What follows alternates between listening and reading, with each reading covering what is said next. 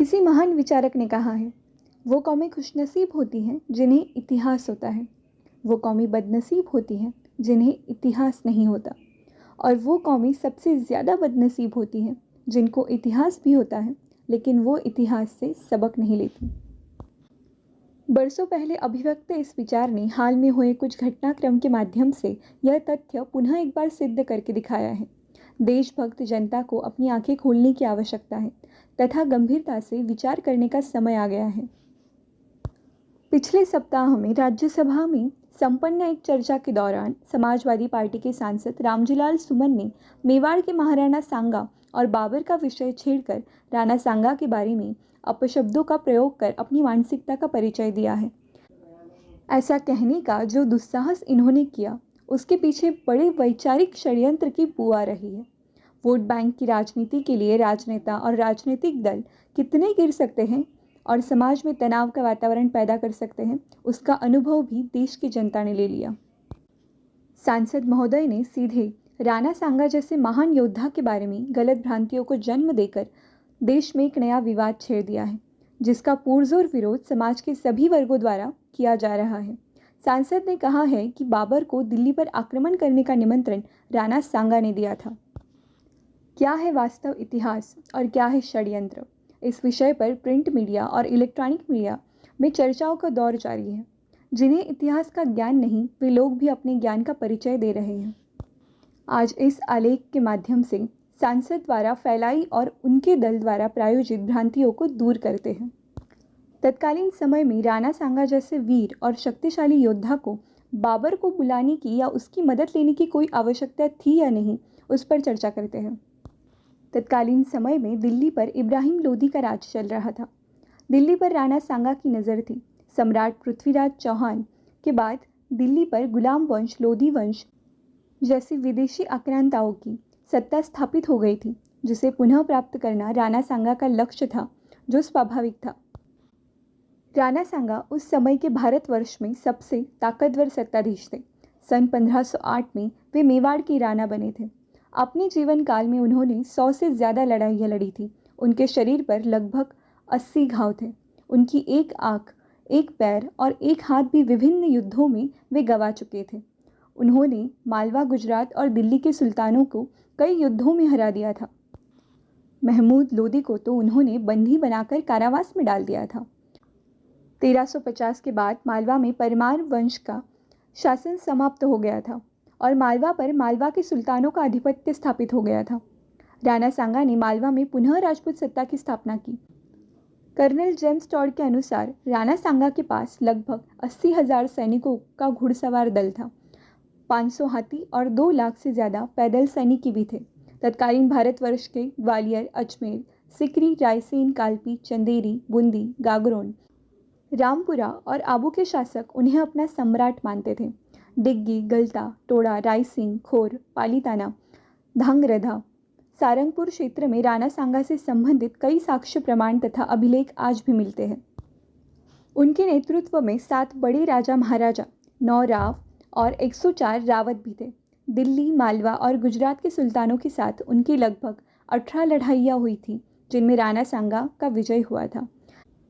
राणा सांगा ने अपने राज्य की सीमा राजस्थान से हरियाणा, मध्य प्रदेश और गुजरात तक बढ़ा दी थी। जेम्स टॉड, GN शर्मा और गौरी शंकर हीराचंद ओझा जैसे कई प्रतिष्ठित इतिहासकारों ने राणा सांगा की सैन्य शक्ति के बारे में तथा उनके जीवन के बारे में विस्तृत लिखा है। 1517 में खतौली और खंडार के युद्धों में इब्राहिम लोदी को राणा सांगा ने हराया था।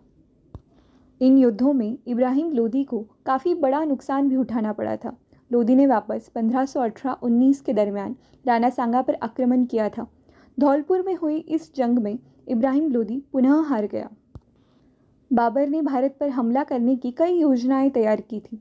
उसने 1503, 1508, 1518 और 1519 में भारत के पंजाब प्रांत पर आक्रमण किए थे, जिन आक्रमणों में बाबर को हार का सामना करना पड़ा था।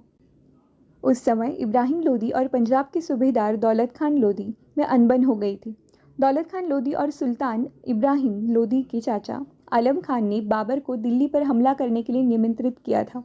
स्वयं बाबर ने अपने बाबरनामा नामक आत्मचरित्र में उसका उल्लेख किया है। बाबर का और राणा सांगा का किसी भी प्रकार से कोई संबंध नहीं था और न ही इतिहास में उसकी कोई प्रमाण मिलते हैं। राणा सांगा इतने सामर्थ्यशाली थे कि उन्हें बाबर की मदद लेने की कोई आवश्यकता नहीं थी। जब बाबर और इब्राहिम के दौरान जो संघर्ष चल रहा था, उसके मद्देनज़र राणा सांगा की नज़र दिल्ली पर स्थिर थी। सन 1527 में बयाना में बाबर और राणा सांगा के दरमियान एक युद्ध हुआ, जिसमें बाबर हार कर भाग गया था। उस समय मारवाड़ के राव, गंगा के पुत्र मालदेव, चंदेरी के राजा मेदिनी राय, मेटरा के रायमल राठौड़ और अन्य हिंदू शासकों के साथ मेवात के हसन खान मेवाती जैसे मुस्लिम शासक भी राणा सांगा के नेतृत्व में लड़ रहे थे। 16 मार्च 1527 में खानवा के मैदान में बाबर का सामना फिर से राणा सांगा के साथ हुआ था। खानवा आगरा से पश्चिम में स्थित है। इस युद्ध के समय बाबर ने बड़ी सावधानी बरती थी। बाबर के पास लगभग 80,000 सैनिक तथा बड़ी मात्रा में तोहफे और बंदूकें थीं। जंग के प्रारंभ में राणा सांगा की सेना ने बाबर की सेना को पूरी तरह से परास्त कर दिया था। दुर्भाग्य से एक तोफगोले की वजह से जख्मी होकर राणा सांगा अपनी हाथी से गिर गए और उन्हें रण क्षेत्र से सुरक्षित स्थान पर ले जाया गया। बंदूकें और तोपों की मार से राणा की सेना बुरी तरह से घायल हो गई थी, लेकिन वह परास्त नहीं हुई थी। खानवा की जंग के दूसरे चरण में बाबर ने सफलता अर्जित की, लेकिन उसे हम पूर्ण स्वरूप विजय नहीं कह सकते।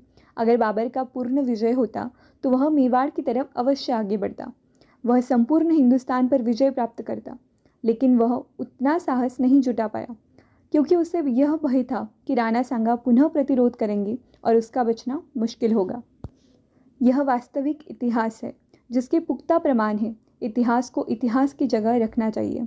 वह अतीत की घटनाएं थी, उस इतिहास का सम्मान करना चाहिए। हजारों वर्षों से राणा सांगा की वीरता के गीत आज भी भारतवर्ष में गाए जाते हैं, लेकिन वोट बैंक की राजनीति के लिए कुछ शक्तियां इतिहास के महापुरुषों पर मनगढ़ंत कहानियां रचकर कीचड़ उछालने का कुप्रयास करती हैं, तो वह निंदनीय है। हमारे पुरखों ने देश के लिए जो सर्वोच्च बलिदान दिए हैं, क्या यही है लोकतंत्र में शासक बनी लोगों की कृतज्ञता? जनता को अब सजग प्रहरी बनकर ऐसे घिनौने षड्यंत्रों को विफल करने के लिए आगे आना चाहिए, वरना ये लोकतंत्र पे पनपे जहरीले विचारों के लोग राष्ट्र में अराजकता का माहौल पैदा कर सकते हैं। ये लोग अपने निजी स्वार्थ के लिए किसी भी हद तक गिर सकते हैं। राणा सांगा एक अपराजित योद्धा थे, महानायक थे और सदा रहेंगे, इसमें कोई संदेह नहीं।